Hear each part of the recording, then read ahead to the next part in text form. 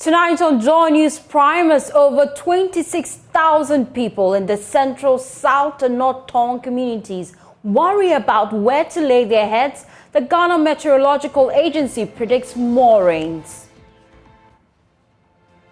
Schools, churches and residential properties are part of hundreds of buildings close to the Densu River, which feeds the Wager Dam earmarks for demolition.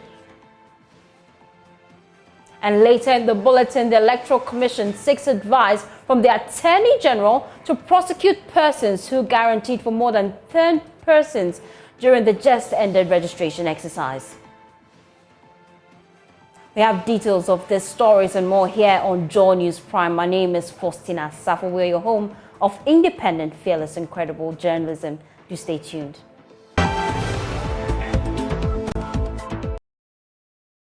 Thanks for choosing us. Now, it's been a rainy day in the flood-affected communities, a situation which, according to residents, has worsened their plight. Residents are calling on benevolent organizations and government to come to their aid. The Ghana Medical Association and the Ghana Health Service has also been touring the affected communities. There's more in this report by Ivy Shetoji. So it's a rainy day here in Mefe, and it's been raining all through the day. The people are still displaced. The residents of Mefe, Aveim, and some other communities are still asking governments to come to their aid. They want more food, more water. We want to talk about the rain, how the rain has compounded the woes of the residents. Some of them we spoke to earlier said the rains has aggravated the situation even more. We have here the assembly member for Mefe electoral area. We'd like to speak with him so he can tell us more about the situation since it rains all through today. So tell us, it rains all through today. What does that mean to you? Yeah, precisely. The rain has aggravated the situation because as at now, people don't have shelter to live in. But per the meeting that I have with the district this morning, they are preparing to bring more sheds so that they can put more sheds in place and so that the people can have more space to live in. But one thing that we're also requesting for is for us to have mobile toilets, mobile urinal and bathhouse and things, because there are some elders living there and children as well. And then also, as the river is still, you can hear on present sense and all that, it breeds more mosquitoes. So we need medicals and all that, all of that. And then also things that can help us avoid this malaria, like mosquito net, mosquito coil, and other things. Anything in form of help that can help us. Come out of this mix. That is our expectation now. Yeah. Okay, so you heard him. Earlier on, we saw the Ghana Medical Association crossing to the other side where the shelters are. That is the Safe Heavens, the St. Kizito School, and the Roman Catholic School, and other places. And also, we also saw the director for the public health national and his men and women also on the field. So a whole of medical team are here to see to the welfare of the people. They are going there to assess the situation and see what they can do about it health-wise. And also the Christian Council, we are told, will be presenting or donating some items today in Mefe or Bato, and tomorrow as well. We have the First Sky group also presenting some items and also cash donation. So we have a lot of people coming around to donate, to present cash to these people. But what the people need immediately is shelter, more shelter, because a lot of people still sleep outside. And now the question is, for how long can this continue? For how long can these people who lost their buildings are submerged into the water, for how long can they continue to live in the open, especially the elderly and the children? My name is Ivy Shetoji. Joy. As you can see, this is a very comprehensive response. We have directors from headquarters who are also here to support with the response here in Mefe. Everybody is on board. Luckily for us, the Ghana Medical Association has been very kind. They have mobilized their members. They are led here by their Volta Regional Chairman, Dr. PJ. GRNMA is also here, and we also see the Psychology Association here. So what they are going to do would be to support with the case management within the district. You know, in displaced populations, there are some people who may have other comorbidities, diabetes, hypertension, and so on and so forth. They also have a better appreciation of the population demographics. So we are going to look at the various age categories, the elderly and the special needs. They are going to look at the pregnant women and their special needs. They are going to look at the children, especially those under 5, and their special need. Dr. PJ and his team too would support with health education, because you know that the population would have to be properly mobilized. They would have to be properly educated so that some of the things that they are not supposed to do, the do's and don'ts, they would comply with. So this is a very important addition to the response system. And all I can say from the point of view of the Ghana Health Service is a big thank you to the Ghana Medical Association, Ghana Registered Nursing and Midwifery Association, and the Psychology Association, who are all here with us this late afternoon. Well, clearly, flood victims are facing difficulty accessing medical care, but there's trouble ahead. Joining us now on the line is Felicity Afianu. She's head of Central Analysis and Forecasting at the Ghana Meteorological Agency. It rained throughout today. Should we expect more rains in the central, south, and northern constituencies? If you can kindly unmute for me so that I can hear you clearly, Felicity. Good evening. I can hear you, but your voice is a bit faint. So I'm asking that today it rained the whole of today. Should we expect more rains in the central, south, and northern constituencies? Yes, good evening to your dear audience and listeners. Yes, rain is still in the forecast for North Tongu and Eastern Pyron. Between now and 3rd of October, rain is still in the forecast over the lower Volta Basin area. Now, this is worrying, isn't it? Which should we do? Because clearly, we're dealing with flood waters already. We have more rains in the community.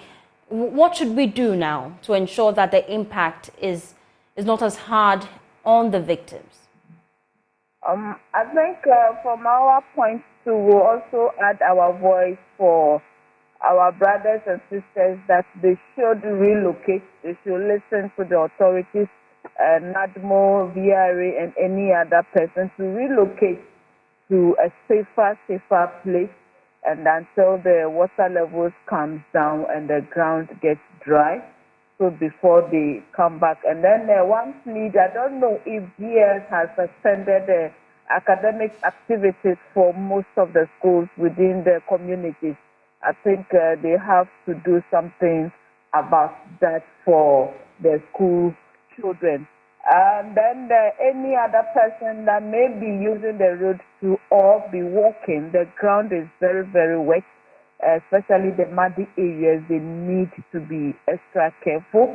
They should use the Wellington boots so that they don't get themselves stuck in the mud. Standing water that they don't know anything about, we are pleading they should not cross it or try to move through it. Then, as usual, they should keep in tune with Ghana Meteorological Agency for the daily and then the every 6-hour weather update so that they can plan their activities. Now, but what kind of intensity are we expecting? Are we expecting light showers? Are there going to be heavy rains? What should we look forward to? Yes, for this evening up to tomorrow, we are anticipating slight rain with thunderstorms. But then between 20th and 23rd October, we are seeing that there's likelihood of another rainstorm that will move over the area. That's going to move from Nigeria, Benin, Togo into Ghana through the Volta region, and then later move over the other parts of the country. So it's going to be in a storming nature, where we'll have the thunder, where we'll have some lightning, and then possible some moderate windy conditions. Thank you so much, Felicity Ahiano. She is with the Ghana Meteorological Agency. Now, still on floods in Mepe, several other communities are having difficulty accessing medical care at the clinics set up at the safe havens due to misplaced national health insurance cards. The loss of these cards, along with personal belongings in the flood, is hampering their ability to receive medical assistance. The emergency clinic has also turned into a cash-based facility at the St. Kizito Senior High School Safe Haven. My colleague Carlos Colini has been interacting with some of the nurses at the facility and comes through with this report. This is the clinic set up by the National Disaster Management Organization here at Kizito Senior High School for affected flood victims. So we would want to go inside to look at the facilities that they have here inside the clinic. And so you see they have a place that you can come and sit and you'll be attended to.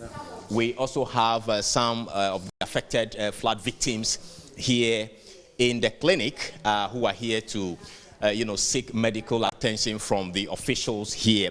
And so I'll be speaking with one of the officials who is actually manning this particular health facility here on the Kizito campus. We are having our clinic here.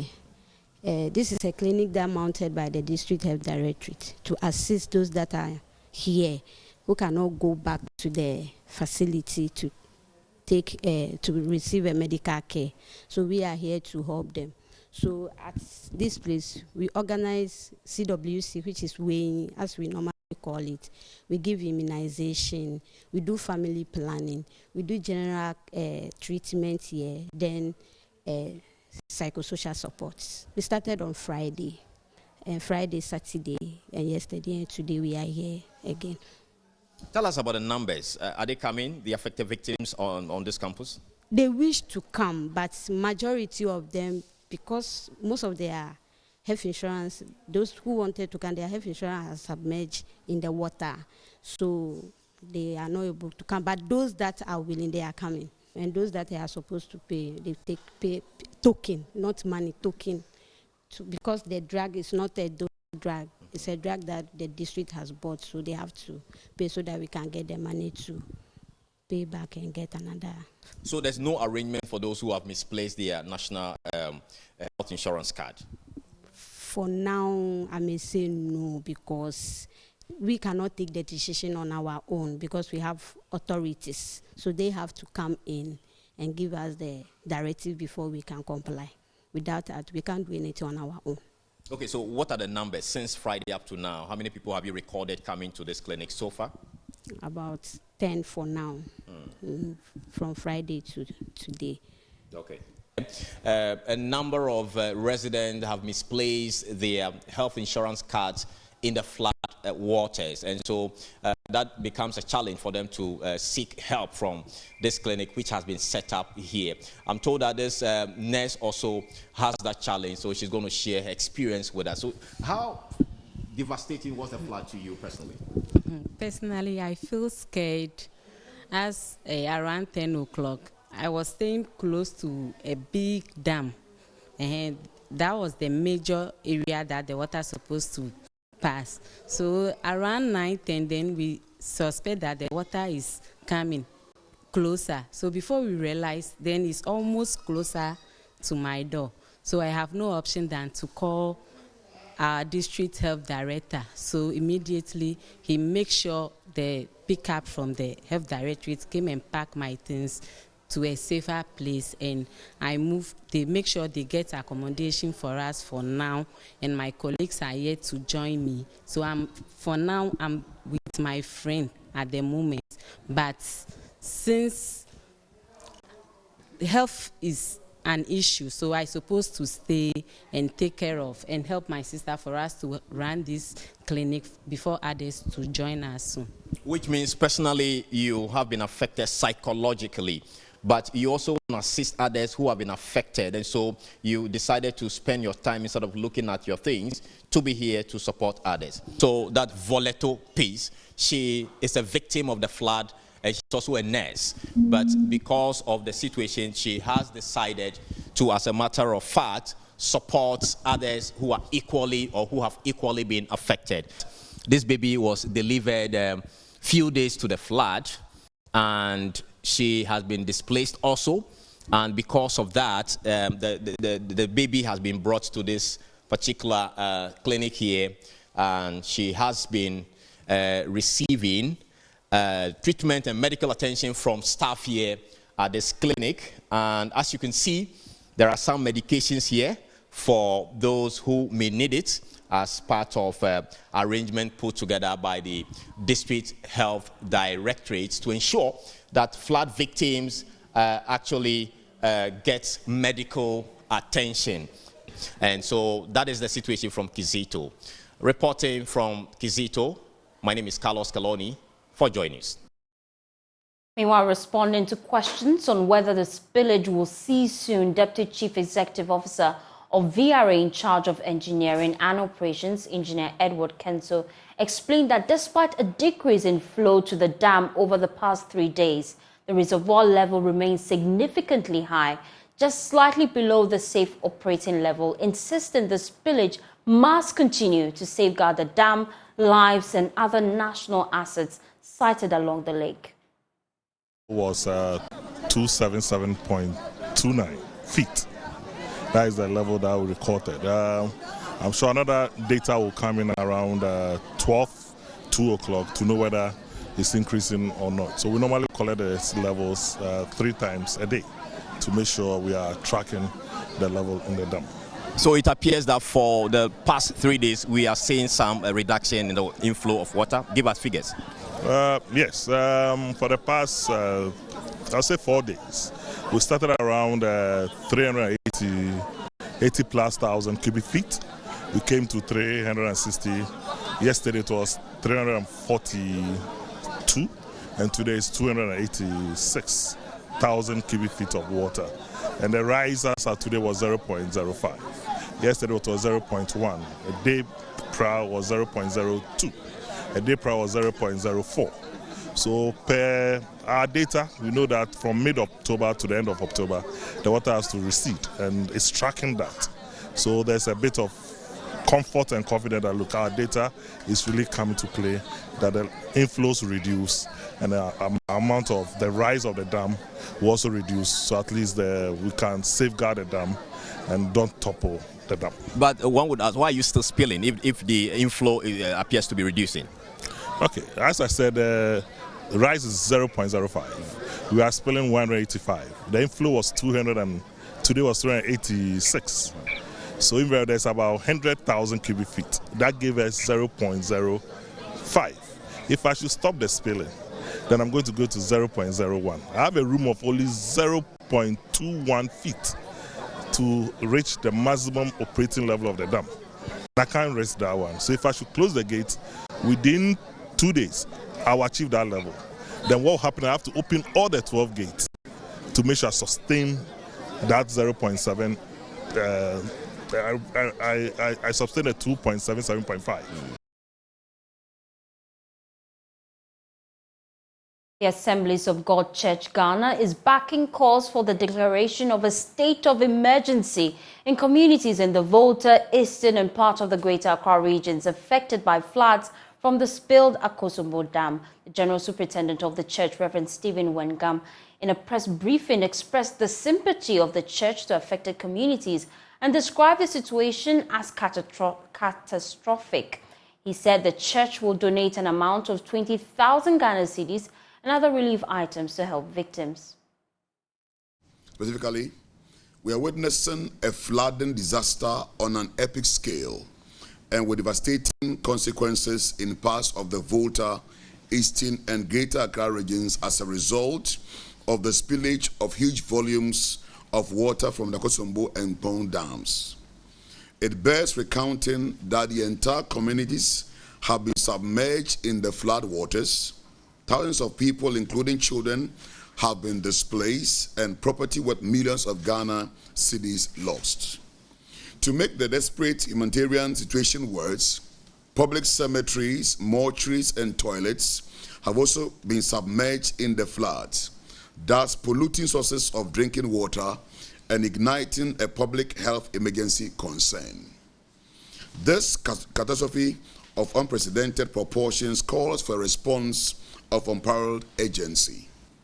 The stark reality is that government and government agencies alone cannot shoulder the huge burden of bringing the requisite relief and hope to the hopeless victims of the untold disaster. This is the time, therefore, for Ghanaians of all social backgrounds, financial standing, political affiliations, and ethnic extractions to rally to the aid of the suffering fathers, mothers, and children.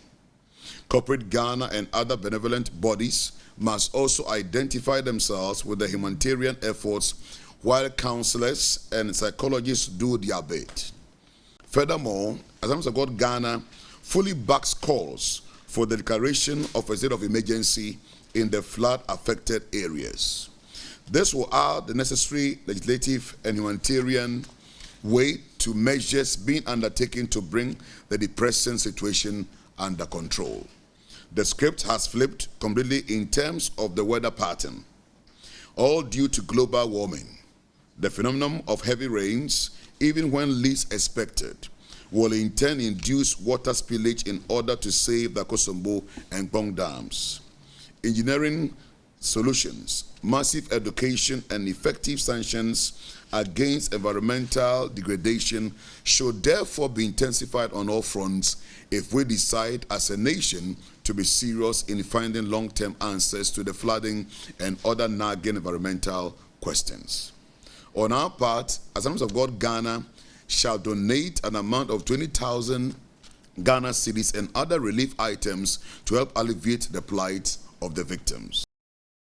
We're taking a quick breather here on Joy News Prime. When we return, we'll bring you a compilation of images our cameras captured in these flood-prone areas. Do stay with us.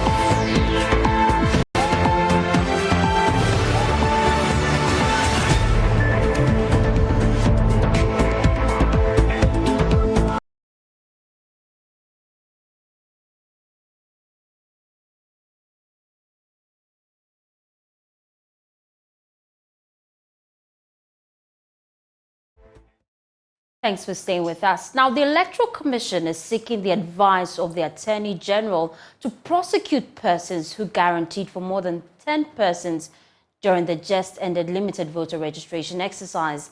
According to the laws of the registration exercise, it is an offence to serve as a guarantor for more than 10 voters. According to the Deputy EC Commissioner Samuel Tete, the Commission will, in coming days, publish the names of all persons who breached this regulation and liaise with the Attorney General to put them before court. The Commission wishes to inform the general public that guarantors who breached the law and perpetrated the act of guaranteeing for more than 10 applicants will not go unpunished. Their names will be published in the national dailies and they will be brought to prosecution. It is in the interest of the Commission to register every eligible applicant or citizen. However, the Commission will not sit aloof to let go offenders who flout its laws. In our previous press briefings, we projected videos and photos of minors in queue registering. According to the Electoral Commission, there was an abuse of the guarantor system during the registration exercise, a situation the EC warns could put the country's democracy in jeopardy. According to the EC, more than 50% of the persons who registered during the exercise used the guarantor system, which the EC argues has outlived its usefulness. The Commission is of the view that under our current circumstances, the guarantor system has outlived its usefulness and cannot be maintained. The best proof of a person's citizenship in Ghana is the Ghana card. The use of the guarantor system is fraught with blatant abuse as witnessed in the just-ended voters registration exercise. Most countries in the sub-region, to mention but a few, for example, Nigeria, South Africa, Senegal, Rwanda, and Kenya, do not use the guarantor system as evidence of identification as a citizen. If indeed we are committed to strengthening our electoral process, then the guarantor system must be abolished sooner than later.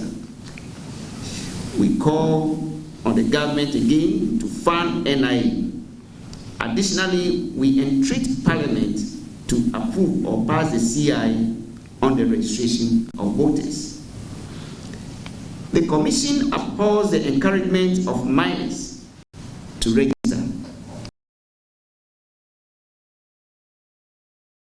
Well, that's it for Joy News Prime. For more news, please log on to myjoyonline.com. My name is Faustina Safo. Up next is Prime Business. Do stay with us.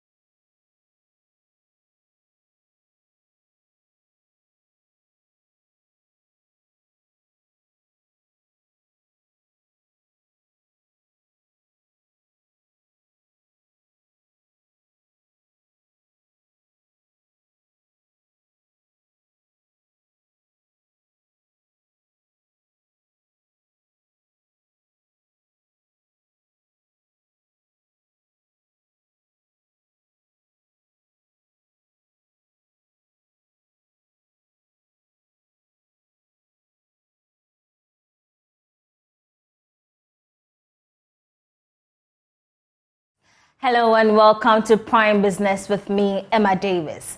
Some oil marketing companies have started reducing prices of petroleum products at the pumps today.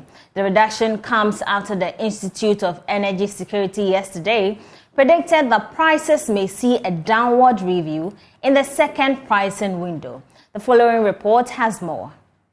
Marketing firm Petrosol is selling a litre of petrol at 12 cedis 45 pesos from its earlier price of 12 cedis 99 pesos. Diesel is also going for 13 cedis 40 pesos from the initial price of 13 cedis 69 pesos. Oil marketing company Total Energies is also selling a litre of petrol at 12 cedis 99 pesos from the old price of 13 cedis 60 pesos.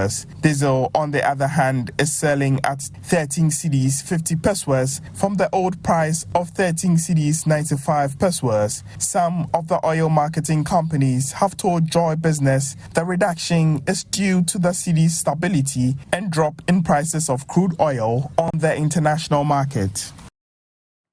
President Akosombo has charged financial institutions to increase credit facility to the agriculture sector. Speaking at the presidential breakfast meeting on agriculture and agribusiness, he expressed concern about the poor credit culture to small businesses, especially those in the agri sector. According to him, the average of 3% financial support to agribusinesses is woefully inadequate and must be increased. Financing is vital for the growth of the agriculture sector in Ghana, mainly for working capital such as acquiring inputs, hiring labor, as well as for fixed capital acquisitions such as machinery. The absence of financing limits the average acreage of cultivated farmlands and thereby impedes agricultural growth with consequences for the economy as a whole. President Akosombo, in an engagement with players in the financial sector, tasked financial institutions to increase agricultural financing to grow the country's GDP. But together, we have to make an effort to break out of the structures of our economy that we've inherited up till today. Because if we don't, we'll be still continuing to scrabble around at levels of growth that are really not a reflection of the potential of our people and of ourselves. The relative apportionment, 34-35% credit goes to the service sector, 11% to manufacturing, 3% to agriculture. These figures don't make sense for an economy that wants to grow, that the real sectors of the economy, the sectors that have the capacity for dynamic growth, not just of the economy, but also in the creation of jobs, are the ones that receive the most amount of money from you. Meanwhile, Deputy Minister for Finance, Abna Osei-Asare, outlined some initiatives the Ministry of Finance is undertaking to ensure increased support to agribusinesses. The growth strategy which government is currently financing is targeting to improve access to long-term financing for capital investment by private sector. We use the private sector to leverage on the strength of the financial ecosystem built around the Development Bank Ghana, GERSEL, Ghana Exim Bank, Venture Capital, and the Ghana Commodity Exchange. We have worked with our international partners and the Bank of Ghana to set up the Development Bank Ghana to increase availability of wholesale long-term funding. This is to enable our banks to offer long-term retail loans without creating maturity mismatches. And that is very, very important. And that is the reason why our bankers are talking about patient financing. Minister for Food and Agriculture, Dr. Brian Echampon, stated that the Planting for Food and Jobs Phase 2 will make Ghana food secure and resilient by 2028.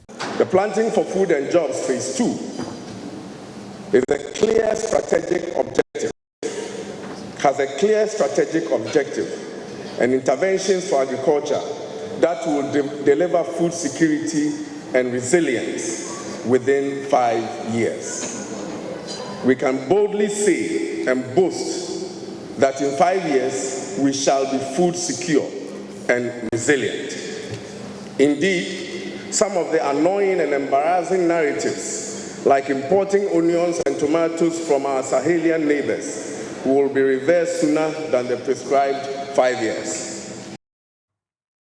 Wife of the Vice President Samira Bawumia is urging more collaboration between the Energy Commission and the Ministry of Food and Agriculture to leverage the usage of renewable energy sources to improve agriculture. According to her, the time has come for the country to move away from the traditional way of producing food. She was speaking at the grand finale of the Renewable Energy Challenge by the Energy Commission. Here's more. This edition of the Energy Commission Senior High School's Renewable Energy Challenge is one of the flagship programs of the Commission to provide education and awareness on renewable energy resources and technologies to students. Speaking as the guest of honor at the program themed Mechanized Small-Scale Agriculture using renewable energy technologies, Mrs. Bawumia stressed the need for the use of renewables in farming practices. It will be an excellent opportunity to bridge the gap between the ideas presented here and the real-world application for the benefit of our farmers and the nation. We must seize the opportunity to use renewable energy technologies to transform the way we cultivate, harvest, and process our agricultural products, making these processes more sustainable, efficient, and eco-friendly. Deputy Minister for Energy Andrew Ejapamesa praised the Energy Commission for its efforts in ensuring the promotion of renewable energy in the country. With agriculture being a key component of our nation's economy, the need to maximize efficiencies in this important sector cannot be overemphasized. It is trite that one of the challenges faced in the agricultural sector, which has often affected productivity, is the reliance on manual farming processes and methods. The focus on innovations that will address this challenge is therefore timely and very much welcomed. Executive Secretary of the Energy Commission, Oscar Amonu-Neiza, hinted on an ongoing process to commercialize the innovations of various winners of the challenge. Now, ensuring the long-term sustainability of the challenge necessitates the continued development and commercialization of the students' projects. With this in mind, the Commission has established a Memorandum of Understanding with the Council for Scientific and Industrial Research, CSIR. This partnership offers an opportunity for students, teachers, and schools to reap financial benefits from their projects. This collaboration between the Commission and CSIR underscores our commitment to nurturing innovation and propelling these remarkable projects towards real-world implementation. Sugakope Senior High School emerged winners, followed by Yas and Tua Girls High School out of the 6 finalist schools. The national president of the Borderless Alliance, Ghana, Zaid Hamwi, has urged African countries to employ proper conflict resolution processes to deal with cross-border trade disputes.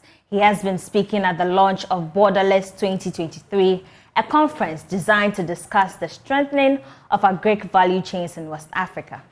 Borderless Alliance's annual regional conference, Borderless 2023, will see stakeholders in the agriculture and supply chain sector converge to deliberate on the ease of trade in West Africa. This year's conference, which will focus on agricultural value chain and seek to promote regional integration as well as reduce trade barriers, will be hosted by the Ghana Shippers Authority. Speaking at the launch of the 2-day event scheduled to take place in Tema, Zaid Hamui, national president of Borderless Alliance Ghana, called for the adoption of a proper dispute settlement system to address intra-regional trade conflicts. One of the main concerns within ECOWAS was the lack of a dispute resolution body that allows complaints to move through between parties that have challenges in moving their goods or their people across the region and incur losses because of that. Instead, these used to be settled as a gentleman's agreement between various states. Of course, there's the ECOWAS court. But you will notice something very common, not just across ECOWAS, but across Africa. African countries don't like to take each other to court. It's a common, well, we can call it a common trait. I don't want to call it a common symptom. He further called for the development of a robust agric value chain to avert future food crisis. It is actually a firm belief that the only way to protect itself and become more resilient is by building its regional supply chains. And to build regional supply chains, you need to focus on three things. The first one is to produce more, whether agriculture or non-agriculture products. The second is to identify markets across Africa in this case. And then the third one is logistics-based, which is to move the goods from where they are to where they are consumed.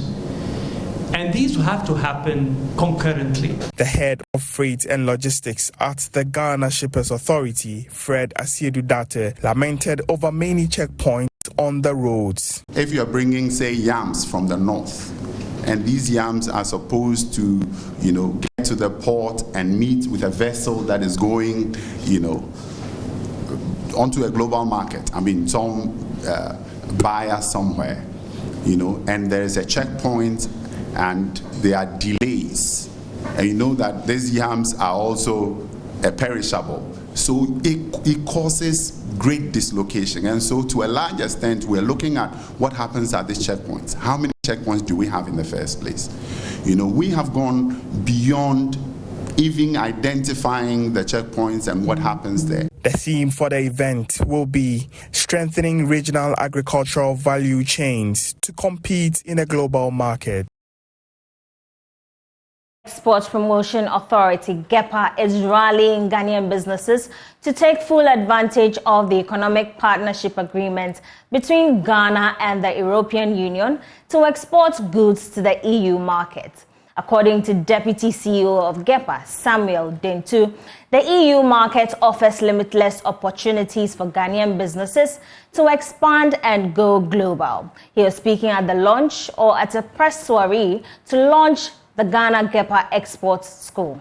I mean, if you look at our export statistics, EU is about, one of the top three regions that we send our exports to. So we have taken advantage, but we still can take more advantage.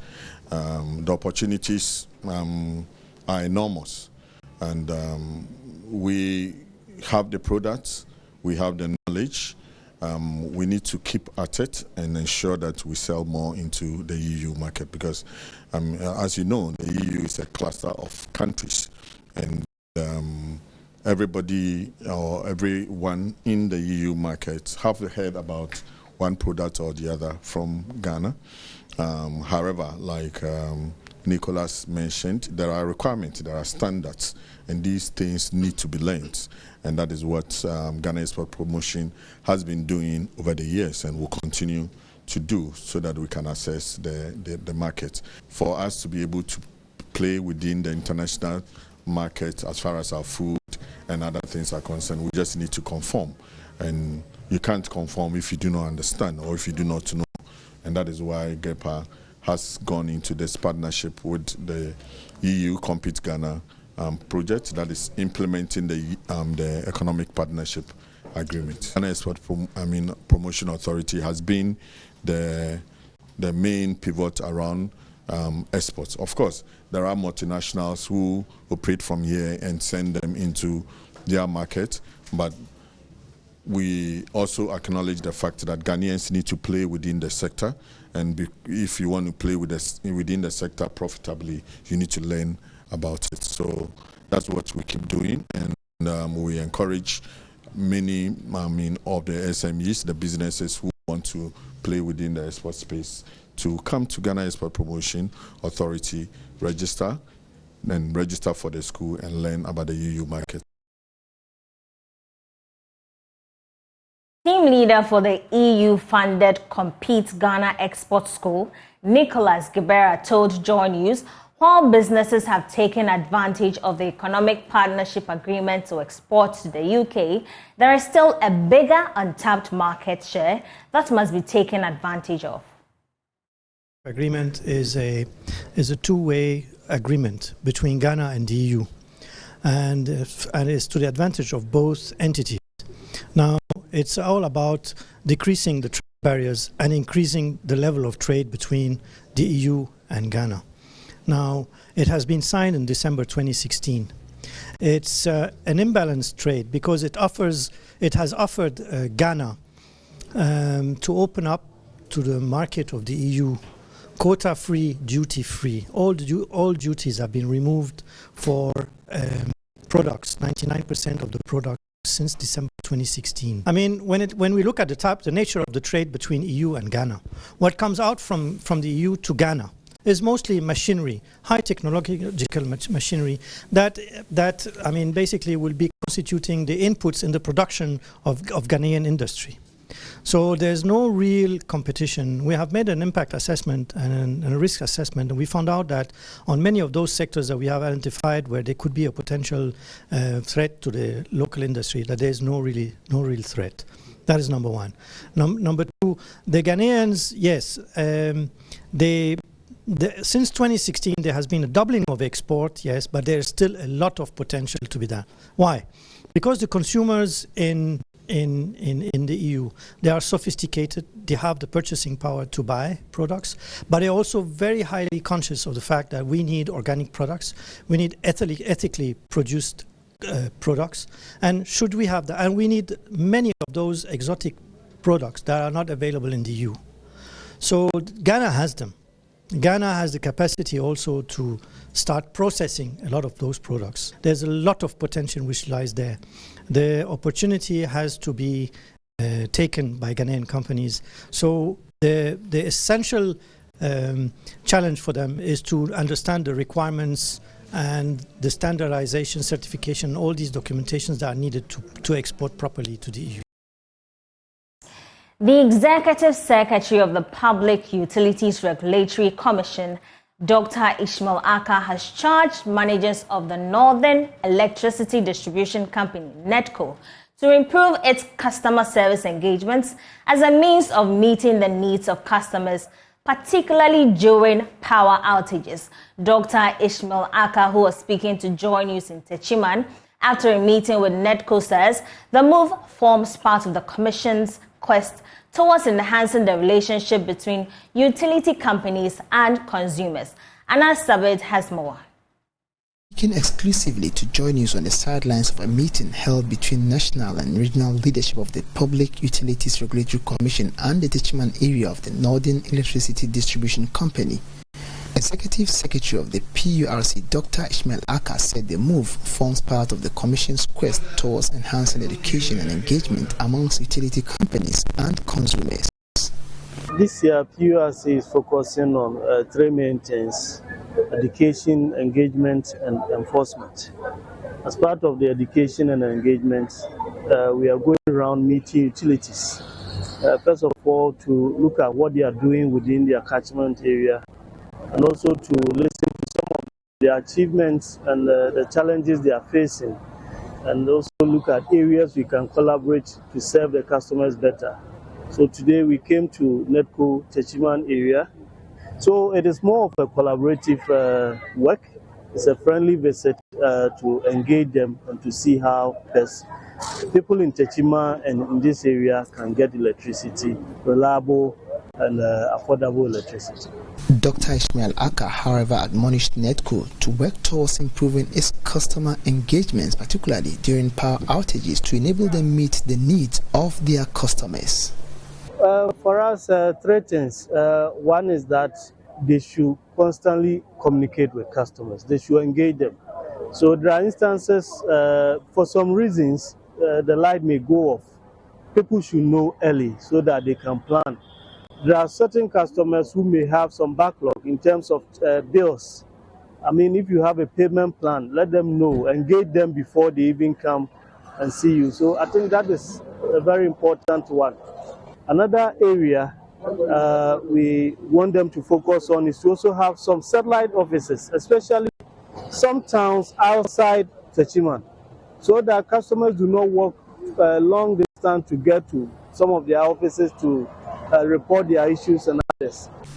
Techiman area manager for NEDCO, John Tyree, on his part lauded the move by the PURC and was quick to raise concerns on difficulties NEDCO go through in reaching some of its distribution areas, particularly during revenue mobilization. we have made them aware of some of our challenges. Operation-wise, we are not doing badly at all. But naturally, there are some hitches that are beyond our, our control. We mentioned some communities where at this time of the year it is difficult to reach. So even when there are faults or complaints from those areas, you naturally cannot just go there. We mentioned places like Kejeji, where it is 56 kilometers away from our service center in Kwame Danso. And revenue mobilization, even to go there at this time to mobilize revenue, is a problem. In relation to the recent hike in electricity tariffs, Mr. John Tyree urged consumers to be conscious of the situation and work towards minimizing their energy consumption. What is in your house is what consumes the power. So if you can afford the cost of such equipment or gadgets that are consuming electricity, then it is just fair that you should be able to pay. So that is why we are preaching that consumers should be conscious of the cost of electricity. Money have uses. So if you are not using it for electricity, you use it for something else. If you conserve power, it is good for your life. You have, spare money for discretionary spending. Reporting for Joy News, Anas Sabit, Teachman. That's how we part company on Prime News Business with me, Emma Davis.